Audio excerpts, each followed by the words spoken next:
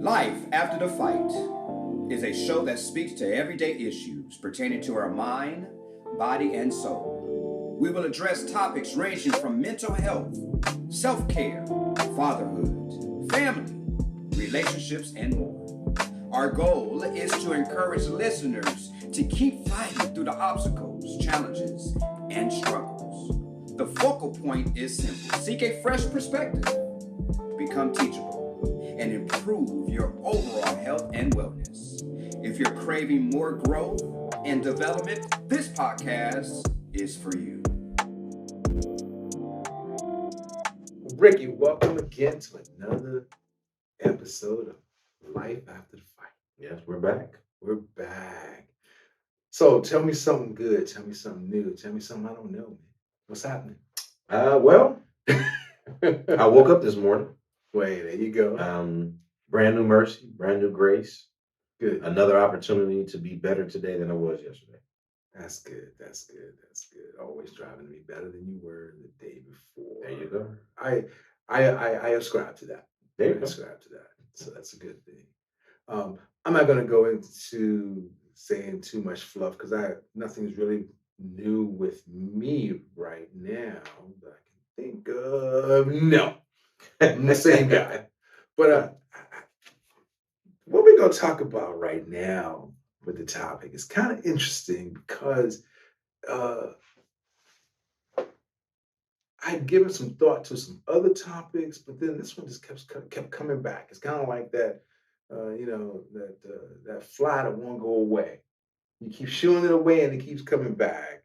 And what came to mind is this: if you could save the world, would you? That's the first question. And after that, and from what would you be saving it? Well, if you would have asked me this 20 years ago, Okay. I would have said yes. I would Okay. say yes, I would save the world. And, I would sing the song, "We got the whole wide world in our hands." And, we are the world. We Or are the Kumbaya children. moment. I would have all the songs that all the people have sung over the last 20, 25 years Okay. because that's all I heard on the radio. Gotcha. But now that I'm in my 50s, I have a different perspective. I think that the best approach to that question would be not necessarily saving the world, but saving individuals one at a time. Okay. And the reason why is because I'm not so sure or convinced that the entire world wants to be saved.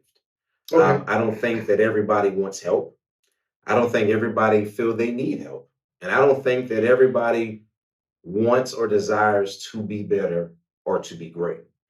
And because of that, which I totally respect, I think that my main focus would be trying to save or help those who want it and who are just struggling to to not be able to do it themselves. And then the second part is, what I'll be saving them from? Well, from themselves.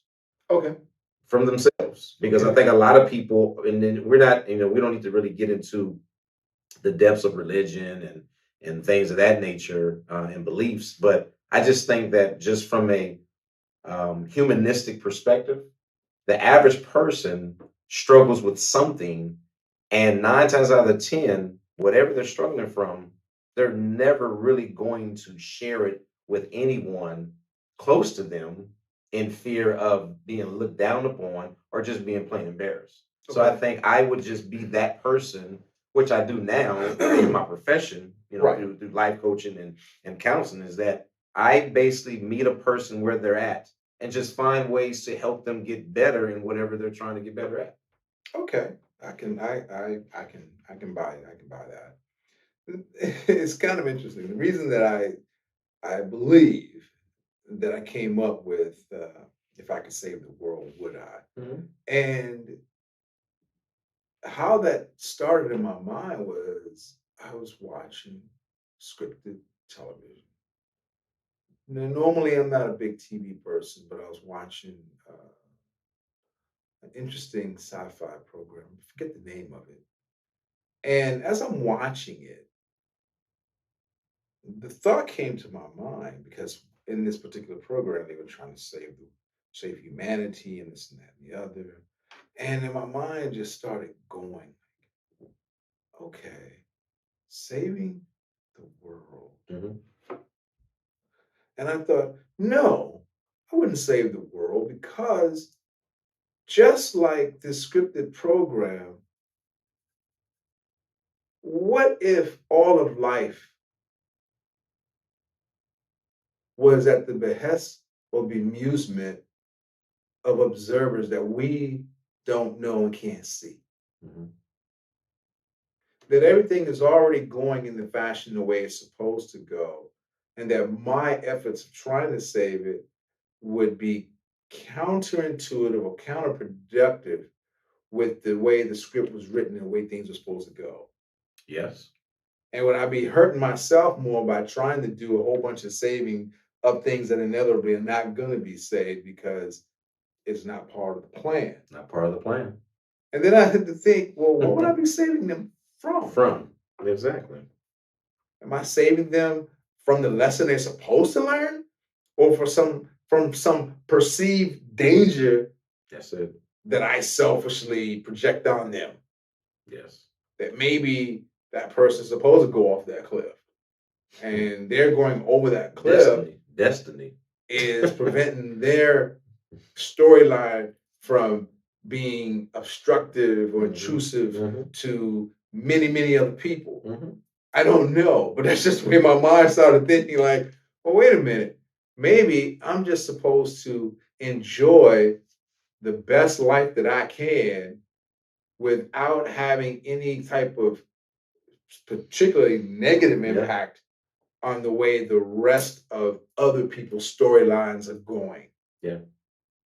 And again, it was just a thought. Yeah.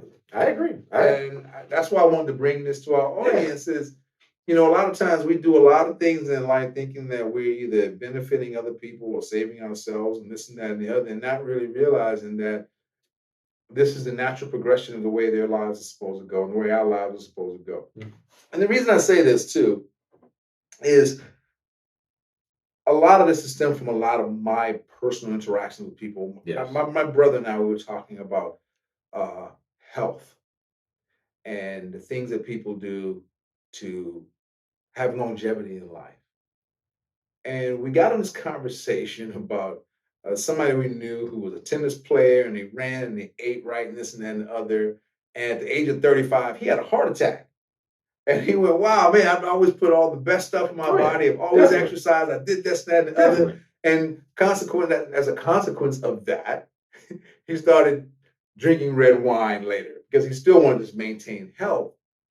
And he just thought, I did all the right things and still a bad thing happened. Still a bad thing happened. And he said, and then another guy did all the bad things. He smoked, drank, everything. He lived to be 90-some years old. A long time. And so as we were talking, my brother said, oh, well, I have one even better than that. He goes, this woman was a physical fitness trainer and she was doing cycling classes for better parts of 20 plus years. And she said, had it not been for these two women in her class who were nurses, she would have died because she said she started feeling lightheaded and she passed out thinking she's been healthy all her life, eat right, cycle, everything. She had what they call or known as a widowmaker heart attack. And she'd been fit all her life. And so she got when they revived her and they got in the hospital and got her together, she's like, but I've been doing everything right. The doctors go, so they couldn't describe or understand why. But then there's this other person who lived riotously, has cancer, and then the doctors will come back weeks later and go, Mr. Johnson or Ms. Johnson, we don't even see the tumor anymore. So it kind of put me in the thought line of the randomness of life. Oh, yeah, definitely. Yeah. And that instead of trying to figure out so many things, just live. Like Marcus Aurelius, it was a quote that I read somewhere, and I'm not quoting it directly, but he said, as soon as you die to the life you think you know, now you can start to live. And I went, Wow, that's a great quote. That's a good one. Yeah. Because we spend so much of our lives trying to do, for the most part, most of us who are trying to live productive lives, of doing the right thing, and having the natural progression of things, get the right education, of this, that, and the other, do all the right things only to have nothing and then run into a guy who, like this I think his name is Cohen, who he did I saw this documentary yesterday on the King of Memes. He didn't go to college, uh, went and saw a bunch of it was like the 100th time that he finally got someone to invest in his idea of what we now know as Chewy. And then from Chewy, he sold that for $3.3 billion. And he said he pocketed $1 billion. And then went on to GameStop and became someone really came head of the board there and made another billion. My point to that is this guy didn't go to college, didn't do the conventional approach. He's a billionaire. But I know people who went the conventional route, got the education, did the time, became the professional, and maybe make $200,000 a year, if that. And because of the extravagances of their lives, still living paycheck to paycheck. Yeah, And I just said, wow, yeah. the randomness of life. Yeah, I mean, that's the reason why I really put this whole saving the world in perspective, because what I have to realize is that, in this life, we all make choices and decisions based on our desires, our feelings and emotions. And, when you look at just life, you really don't have the kind of control that you think you have, because somebody woke you up. And if you drop and have a heart attack right now, someone can possibly resuscitate you and save you. So whatever happens to us against our will, Right.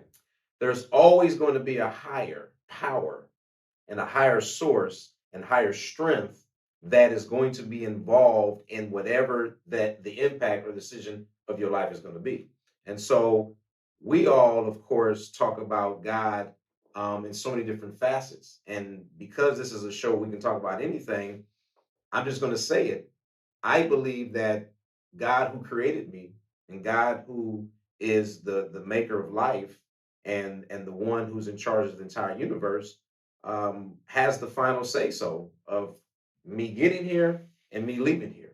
And so that's my belief. Not here to brainwash anybody. I'm here to stand on my faith and truth. And so one of the things that I have to really start to grasp is that in my faith as a believer of God in Christ Jesus, I had to just come to the realization, understanding that the less control that I try to take, or I try to, bestow upon my life, the better I will be on allowing things happening in its due time, allowing things to happen naturally. My approach towards people, I talk to people, whatever is I'm led to talk to them about. But as far as trying to control where it goes and how it goes, that's just not my interest. My interest really is to be a vessel and to be available for whatever that person needs. And so that takes a lot of stress off of me. And just like you were talking about the person who was doing a cycling class, who was doing all the right things, eating right, blah, blah, blah, and then had a heart attack. Yeah, you could be doing all the right things, but too much of anything is bad for you. You can put a lot of stress on your heart. You can put a lot of stress on your brain. And because your body is automatically imperfect, all you need is just one thing off in your brain or your heart. It can cause a heart attack. It can cause an aneurysm. It can cause a stroke. Yep. And that's it. You and I both know actors who drop dead either on set or at home, and they was under the age of 30, under the age of 40, and we're looking like, wait a minute, this cat was in shape, healthy, looked young, and just dropped dead and had a heart attack. Well, it's interesting you said that because and you may disagree with me on this one, and that's fine because this is the show. Mhm. I was having a conversation with our producer just before we did this thing, and Mhm. I said, you know, we ascribe to things that were written thousands and thousands of years ago. However, I'm inclined to believe that in our present world right now, you know, what if Frank just said, "Hey, you know, I got a new revelation of something right now, and I think this is beneficial." I said the only difference will be 100 years right now, just like back then when they wrote, they'll say, "Oh, that guy was a crackpot or whatever," and I made him laugh, and I said, "Well, you know, Frank could write some stuff right now that he feels inspired and divine, and we'll call him crazy, and then 200 years from now, we'll be reading the book of Frank." The Book of Frank. I mean, we Yes, laugh, yeah. but it's true because the more things change, the more they stay the same. There's nothing new under the sun, just repackaging of everything. And so when we just, you know, ascribe to, well, because the book of John said this and that, well, it could be the book of Joe, it could be the book of Jesus, whatever. If he feels divinely called to have something to say that's going to be beneficial in the lives of people, because we don't know, we're here today, but in who knows, 1,000 years from now, we different religions, different takes, different views on everything. So what we have to do is work with what we currently know in hopes that it gets us where we want to go. And it's that simple. Yeah, and this It's is the really thing. that simple. It's that And that's simple. why I go back to, if you could save the world, would you? Yeah. Well, you know, I mean, it's interesting that you say that because it really boils down to your belief and your faith and how you choose to live your life. Because one thing that I do know and realize, just like you, there's so many things right now that's happening in this world. So Mhm. many religions, so many beliefs, so many takes. People are saying, "Oh, things are different now." It's like you said, things are different now, and this is how we're gonna do things now. And people change. Da, da, da. Okay, and that's fine and great. But when you really look at life, I just believe that God who created life has given us the power of choice, and whatever your choosing is, you have to live with it. You know, you Yeah. have to live with it and you have to be able to understand why you're making the choice to live the way you're living. And then what you, like you said, plan to get out of it and what you plan to attain. Because at the end of the day, no one can make you believe anything you don't want to believe. And no one can basically tell you how to live your life. But with anything and everything comes consequences and repercussions if you don't really understand fully what you're doing. You know, because, like, for example, let's say you wanted to um, get a new coffee table or a new cabinet, right? Mhm. And you and I both know that that comes in a box and it Mhm. comes with instructions. Mhm. Now, you open it up and you realize there's 150 pieces to this model that you have to put together. Mhm. Now, you can either say, "Hey, I've done this before. I'm very skilled at putting stuff together. I don't need the instructions. I'm going to go ahead and just figure it out." Right. Okay.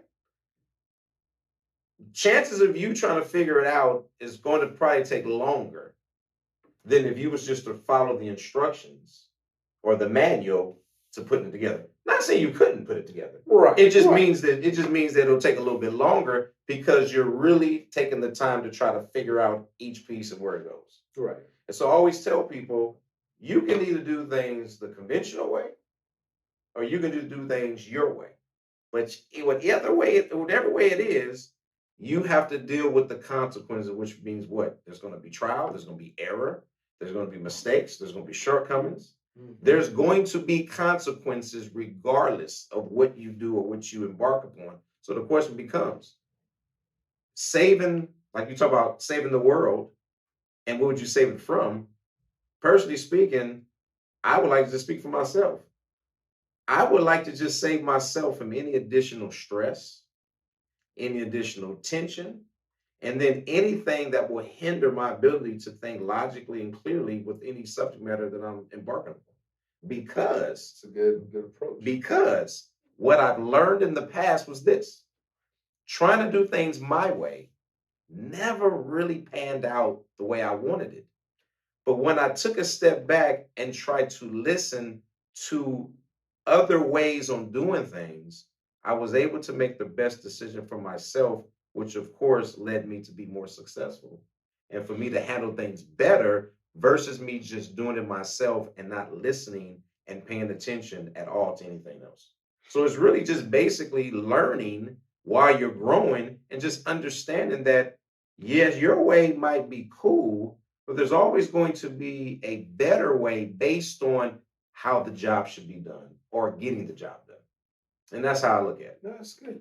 You know, now I'm looking at this more. I'm thinking too, um, and I'm sorry, audience, if you heard me, I was covering my mouth for a second. If I could save the world, would I? Now, another question comes to my mind. Let's just say, even if I would save the world, am I saving it from a selfish perspective or a perspective of being a conscious contributor and trying to be a benefit to others? And the reason I say that is because I'm going to see the world differently than you see the world, Ricky. Most definitely. And my perspective is going to be skewed from a personal benefit. Because let's face it, as a human being, I'm always going to look at, and most people are going to look at it from, how can this most benefit myself if I do this? Yes. You know, whatever way, whatever that would be, or whatever that would look like, because I can't even say what that looks like for myself, except for I know that I'm going to save it if it puts me in a more glorified situation or state. And now, what I would be saving it from, I like what you said, because I would be saving myself from myself, because I know that the choices that I make may impact me in a not so positive way, and definitely be a negative impact on a lot of people that are around me. Most definitely. You know, particularly if I'm not really giving it some real conscious thought, real conscious effort. And the thing I still go back to is life, in my opinion, was created besides for the entertainment of our creator. Because I do still, I see that as an aspect of it, because people have said before to me, and I'm sure to you and others, that does God have a sense of humor? And I said, most definitely. Most definitely. I am an example of that. We all are. What else would you need? Yes. I am here for his pleasure and amusement. Yes. So, but it just really made me think when I looked at the scripted stories, and they're very creative and very imaginative. But then when I, take the view of not being so myopic in my view, and expanding and having an aerial view of not only that particular story, but of life in itself, you can't help but look at it and say, well, everything has a cause and effect. And not only that, I look at even, as cliche as this could sound, but it's like the line in The Matrix that Morpheus says, red pill, blue pill, the choice is yours. And so it made me think about, even when we have free will, is free will really free will? Or are you free to choose the path that was chosen for you? Or you're also free to choose and go against the grain of what was chosen for you. And in doing so, going against the grain causes us what? Pain. Frustration. Yes. Disappointment. Yes. And so that's why, it came to me and said, if I could save the world, would I? No, it's not my world. It's not your world. You didn't create it. I didn't create it, so why would I save it? But you know what's so funny? I'm glad you said that, man. I'm glad you said that, because I've talked to some people, and so many people are just so gung ho on trying to make a difference in this world and society, which is fine. But when you look at their life is not in order. their life is not the hallmark or the example for anyone to want to follow because they're spending so much time trying to change what's on the outside of them versus trying to first change what's on the inside of them. So it Because becomes a self-aggrandizement. yeah, because you even said it, like from a selfish perspective, like so why are you putting so much emphasis in the world? Or is it because maybe you are disguising who you are and what you're not really truly dealing with? And so do you want to just totally deflect and just put all the attention elsewhere so you don't have to deal with yourself? So a lot of people, man, really make it very difficult for themselves more and more by engulfing them in other people's business and problems and issues instead of really dealing with their own. True. So like I said, the world is going to move with or without you, and because you did not create it, you don't have no power to change anything but yourself as it relates to becoming better. And then once you become better within yourself, then you can influence, you can encourage, you can help other people. But changing, I don't think that anyone has the ability to change anyone unless they want to be changed, but that still has to be done within. You have to change yourself. And so, in speaking the way you just did, this would be very apropos because then instead of thinking from the perspective of the world as you know it, shrink it all the way down to just you. Definitely. You are your world. You are your world. Yes. Would you save you? That's you are your world. You Would are your save world. You? Yes. And what Yes. would you be saving you from? That's it. No. Okay. So how about this one? How about this one? I'll speak for myself, and I'm sure audience, you would mostly agree with this. I would first change or save myself from my mind Okay. of how I think. Okay. A lot of times we get into our own mind and we sometimes overthink things. Instead of thinking things through, we think past what's still present. So before even giving what's happening now our undivided attention, we have already elevated to the next phase before we even finish the first phase. It's kind of like what we talked about when I said, you and I had this conversation. I'm not sure if we've ever had this with our audience, but don't sit there and have a beautiful breakfast, whether you have an oatmeal or you have an eggs, bacon, and you know where I'm going with this. Mm-hmm. Don't be eating this and then telling me, but man, what we gonna have for lunch today? No, won't you finish breakfast? Yeah, let's talk about breakfast. Let's deal with breakfast first. But you're That's right. where we at. But you're right. I mean, at the end of the day, we have a tendency to bite off more than we can chew. And so me saving myself metaphorically and literally. Yeah, and literally. So the first thing I would do is save myself from my mind of how it goes and works and lingers and wanders, because your mind can be very deceitful. It can definitely mislead you, but also too, man, if you're not careful, your mind can internalize things in a way that will defeat you before you even get a chance to um, change or even start something. Like your mind can actually talk you out of something that you're not even in yet.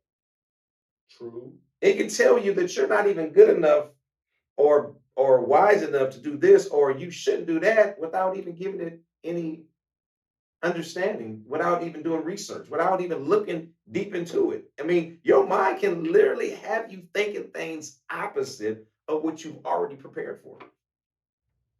Well, it's kind of like having a conversation about a situation in your life with the other person in mind, but not present. Because a lot of times we'll create problems where there aren't any, because we're making assumptions about what the other person say in response to what we want to present, instead of waiting to be in the presence of that person to present your case. You've already got an argument in your head. Well, I can't wait till I see him again, because when I get there, I know what they're gonna say this and that. And you mad, and you get there instead of organically saying, "Look, I'm just gonna wait and get there, and I'm gonna say my piece." And then 90% of the time, what they respond to you with is actually something quite pleasant you can work with. But if you work yourself up in a You got it tizzy all without in your them being mind. there, now you all huffing and puffing and mad and expend all this energy only to get there to find out things are gonna be just fine. Man, but we all been guilty of that, man. Because there have been Of times course. where I had a that's the only script. reason I can speak on it. I've had notes and script in my head of how I'm gonna respond to somebody when I see them. And I had it all laid out. And when I got there, it went into a whole different direction. See? And I didn't even have to say what I had to say. As a matter of fact, I ended up saying things I didn't think I would say or even knew I was capable of saying simply because of how that person's disposition, demeanor was towards me. And so when I learned from that, guess what? Instead of trying to come up with a game plan of what I'm going to say, I said, first, I'm going to listen to what's being said, and then I'll respond. And every time I do that, man, it ends up going as planned because guess what? I'm not expecting anything. I'm not expecting to go left, right, good or bad. I'm expecting to go in there with just an understanding so we can just get down to the bottom of it and then come to a general understanding. You know, I like how you wrap that up, because as I look again, I think this was apropos, because if you could save the world, would you? Yes, you would save yourself. Mhm. And from what you would be saving yourself from is all the negativity and things that you have no control over. None.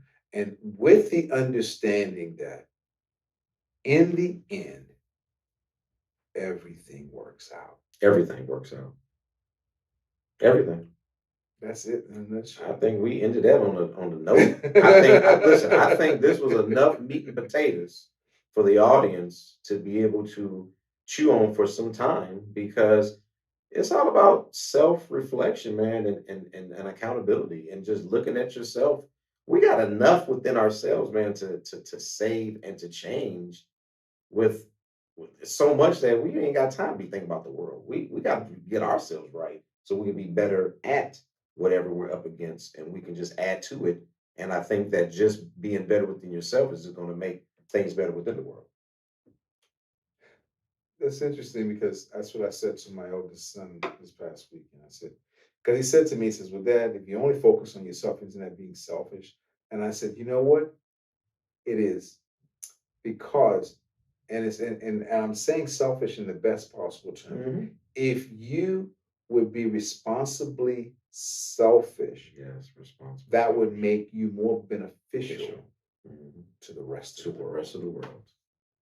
Hey man, you we can end on that. No, we can end on that because Well, brother, selfishness. it's been fun. It's been real. Yeah. I hope the audience got something out of I'm it sure they today. did. I'm sure they did. And as always, we just have dialogue in hopes that you will think and expand your horizons concerning you and the impact that you have on the others around you. Thanks again for listening. Thank you. Until next time. Peace.